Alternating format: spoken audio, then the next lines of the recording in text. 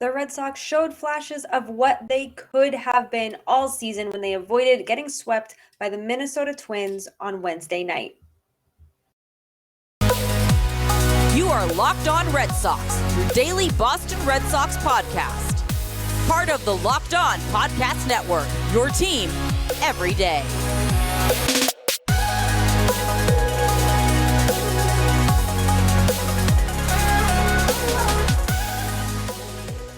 Today's episode is brought to you by Vroom. With Vroom, you can buy a car entirely online and have it delivered straight to you, so you never have to go to a car dealership ever again. So next time you need to buy a car, just grab your phone, go to vroom.com, and check out thousands of great cars.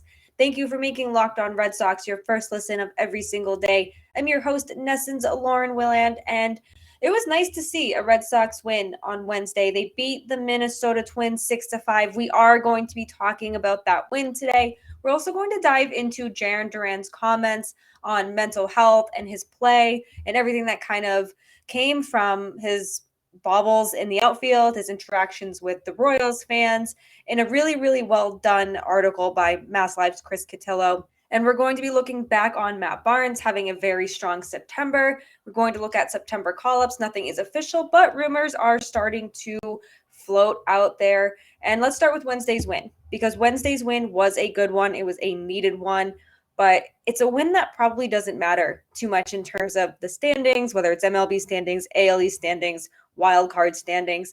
It probably doesn't do much, but it was good to see because there was a little bit of everything here. You had Xander Bogaerts hit a grand slam, and then you had JD Martinez say, hey, hold on a second. I haven't hit a home run in a while. Let's go back to back. And he hit a solo home run. The Red Sox did lead 5-0 at one point. So you saw the offense kind of come alive. You saw this offense hit with runners in scoring position, take advantage of men being on base. You saw JD Martinez do what he's done so many times in the past.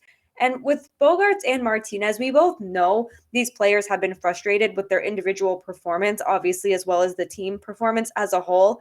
So to see them have this kind of game was definitely a delight, a much needed delight for fans. Bogaerts has been dealing with a wrist injury since May, and we know that it's kind of hindered him a little bit. So to see him finally hit this grand slam, get the Red Sox a nice little cushion there with a nice lead, and be able to go up 5-0 on a team that has had their way with you in this series was really, really, really good to see.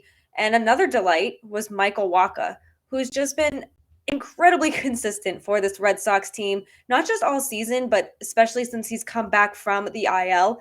It's unfortunate he missed that time on the IL, but he really has not missed a beat. He went 6 innings on Wednesday. He allowed 2 earned runs, had 7 strikeouts on Wednesday. So that was really, really good to see. Alex Cora after the game called Wacha a guy that we missed.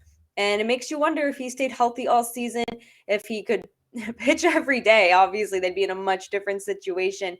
But Michael Wacha has been such a treat for the Red Sox this season. He came in and, people were like, he's probably not the pitcher he was in 2013. I mean, that was 9 years ago now.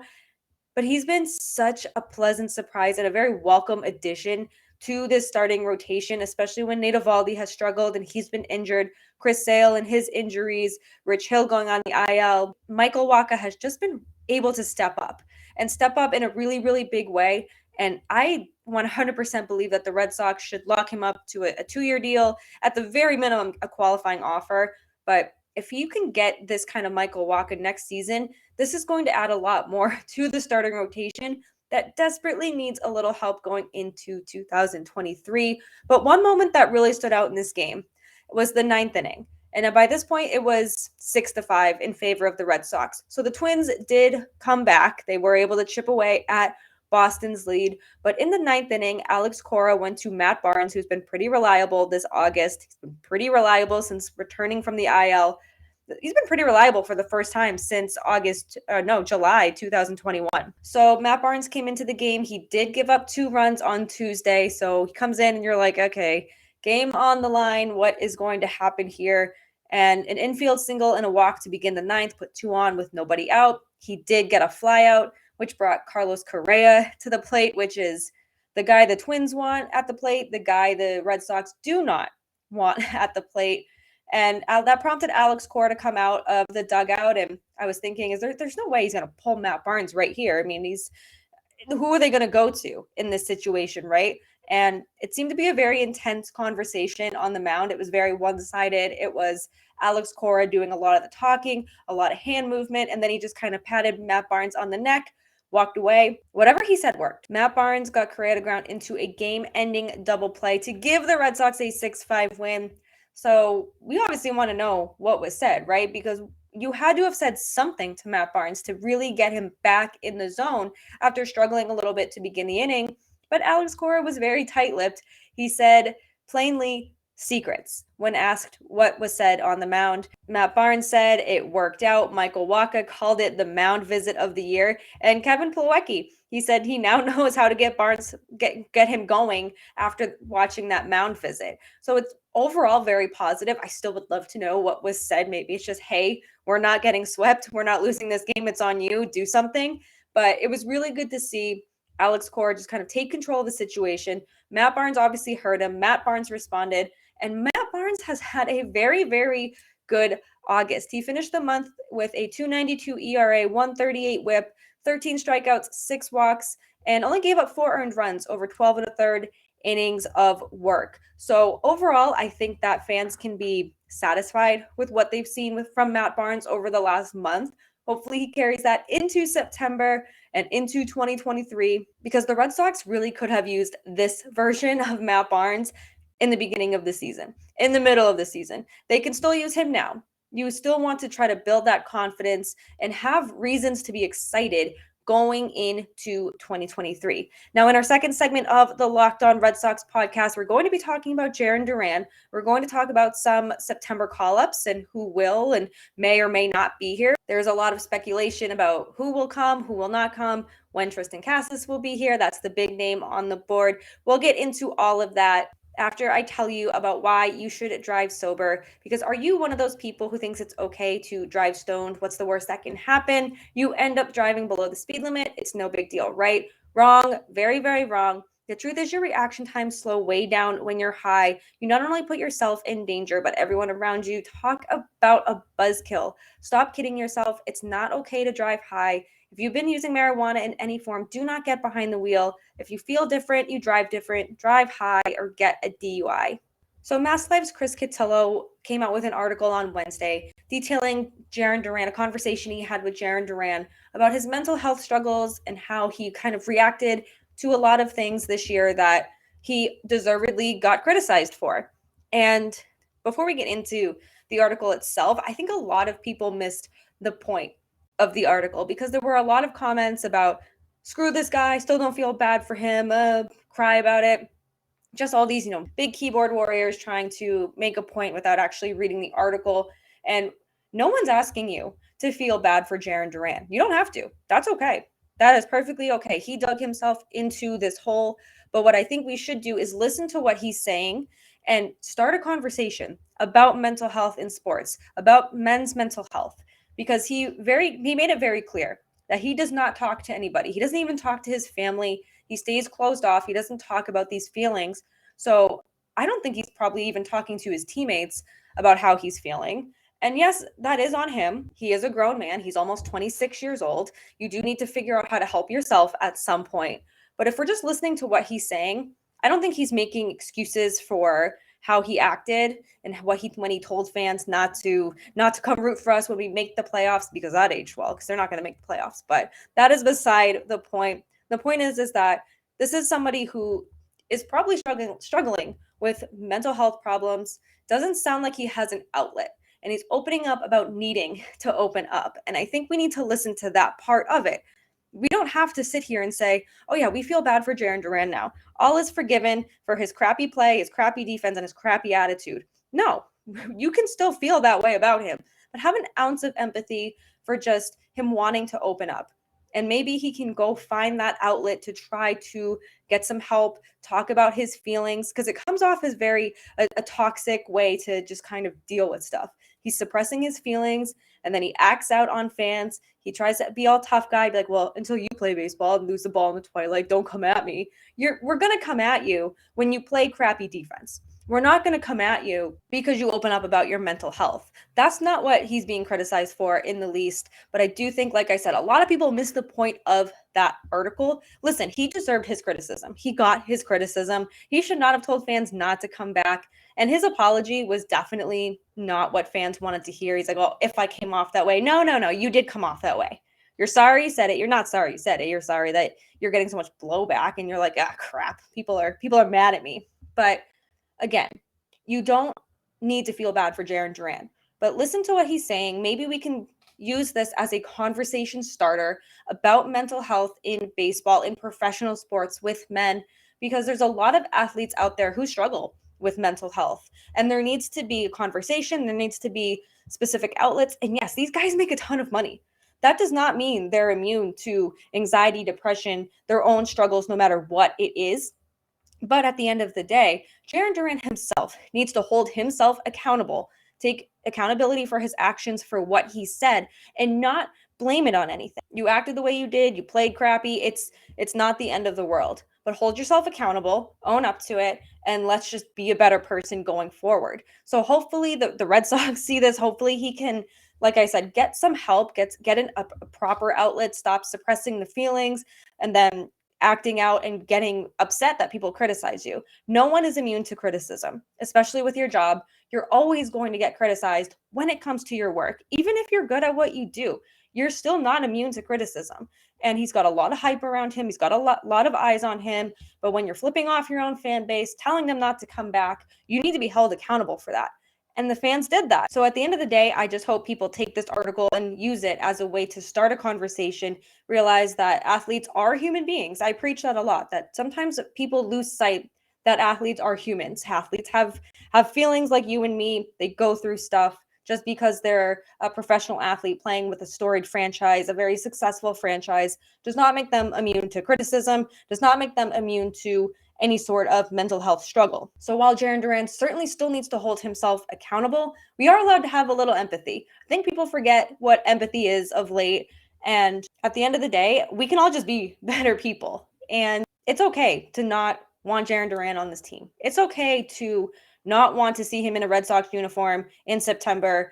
It's okay if you want the Red Sox to trade him and just give up on him and get him a change of scenery. Maybe that's what he needs. But for now, this is what we have to work with. He opened up about needing to open up. So we can try to see if that's going to help him going forward. Maybe just being able to get that off his chest will be able to help him. But he still needs to hold himself accountable, and he's probably going to make some errors along the way for the rest of his MLB career. He needs to learn how to hold himself accountable. He needs to learn how to not be like, well, until you do it, then don't come at me. So there's a lot of learning to do from this article. And like I said, maybe we won't see him in September. I would not be surprised if you don't see him in the Red Sox, in a Red Sox uniform in September. But somebody we could see in a Red Sox uniform in September is Triston Casas, September 1st. So we know the September call-ups are coming. Red Sox fans are very anxious to see Casas. And I understand. I want to see him too. But Alex Cora and Chaim Bloom have been very hesitant to say, yes, he'll be a September call-up. Alex Cora said on WEEI on Wednesday that there is a chance we'll see him in September. That doesn't necessarily mean he'll be a September call-up on September 1st, but there is a chance for Red Sox fans to see Triston Casas at some point in September. The Telegram and Gazette's Joey McDonald, he covers the Woo Sox for the Telegram, very respected journalist in New England, big hockey guy, love his hockey coverage. He reported today that it seems like it's going to be Eduard Bazardo and Conor Wong who get the call-ups for the Red Sox. I think that's a very smart idea, especially with Conor Wong.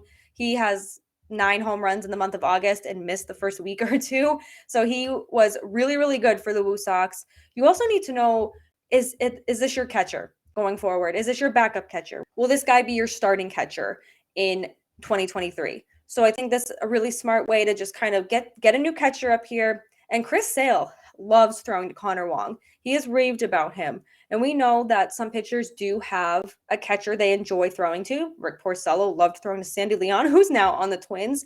So you just have that comfort level. So when you have big league guys already raving about you, I think that is good news for the Red Sox and Conor Wong. And if he can continue the AAA success into MLB level, he's going to have a nice career ahead of him. So I am excited to see what he can bring. Bizzardo, Red Sox fans are familiar with. I think it's smart to bring him up just to provide some depth for pitching. And, like we've mentioned before, that this regular season is probably going to be it for the Red Sox. There's probably no playoffs in sight for the Red Sox, unfortunately. So let's just see what you have. And as much as I want Tristan Casas here, I do. I am willing to be as patient as humanly possible. And this is coming from someone who has no patience. The Red Sox have taught me a lot of patience over the years, especially this year.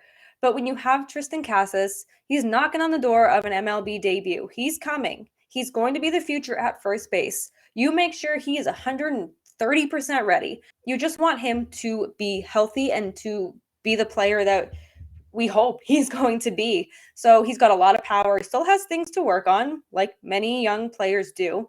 But hopefully we will see him in September. I have no doubt that we will. Just a matter of when at this point.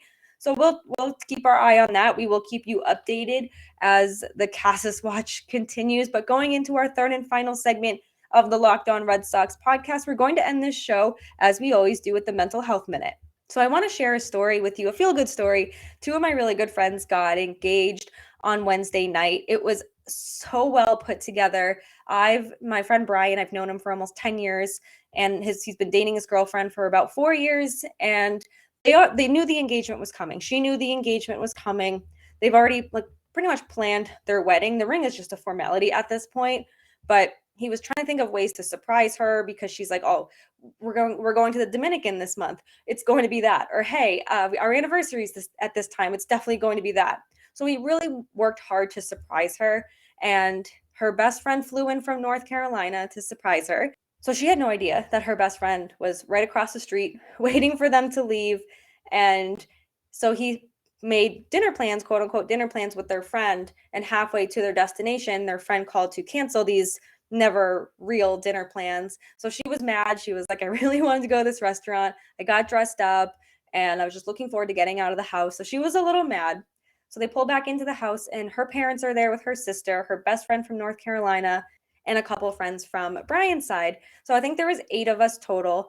And she walked into the house and she let out the cutest scream I've ever heard in my life. She was so startled. She was so surprised. And I think she started to realize what was going on. Her parents were there. She saw her best friend start crying and gave her this big hug.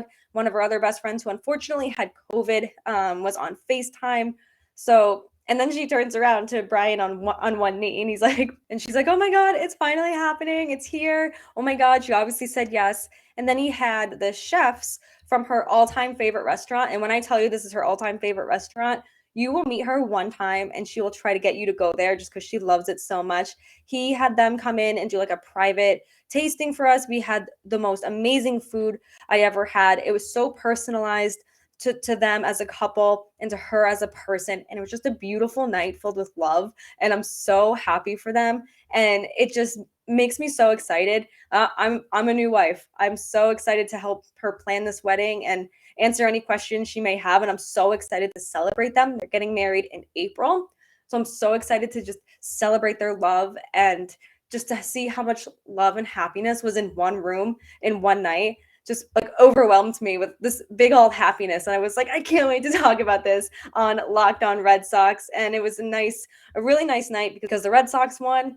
My friends got engaged. We have a wedding to plan. And I'm just so excited to see what their future holds. And with their wedding in April, maybe we'll be talking about a really fun wedding and a really good Red Sox team in 2023. But that will do it for this episode of the Locked On Red Sox podcast. Rate, review, and subscribe to Locked On Red Sox right here on YouTube, Apple, Spotify, wherever you get your podcast is where you can find us. Find us on Twitter at LO_Red Sox, Jake at Jake Iggy. He will return next week. And then there's me, Lauren, 3 laws, Lauren with 4 R's. Find all my work on NESN.com as well. A lot of Red Sox, a lot of Bruins preview content coming for all you Bruins fans. Also be sure to check out Locked On Bruins. Ian does a wonderful job keeping you updated through the offseason, and training camp is starting very, very soon. Preseason will be here before we know it. It's going to be a great hockey season. Be sure to check out all the other MLB shows across the network. Locked On Astros, Locked On Yankees. Everyone does such a good job here bringing you baseball content Monday through Friday. And now that you've made Locked On Red Sox your first listen, go check out the Ultimate Pro Football Preview 2022 for your second listen. It's an 8-episode extravaganza to get you ready for the NFL season, which kicks off in 1 week. I cannot believe the NFL season is almost here. The local team experts of the Locked On Podcast Network, plus a betting angle from Lee Sterling of Locked On Bets, they all combine into one ultimate NFL preview. Search for Ultimate Pro Football 2022 on your Odyssey app, YouTube, or wherever you get your podcasts.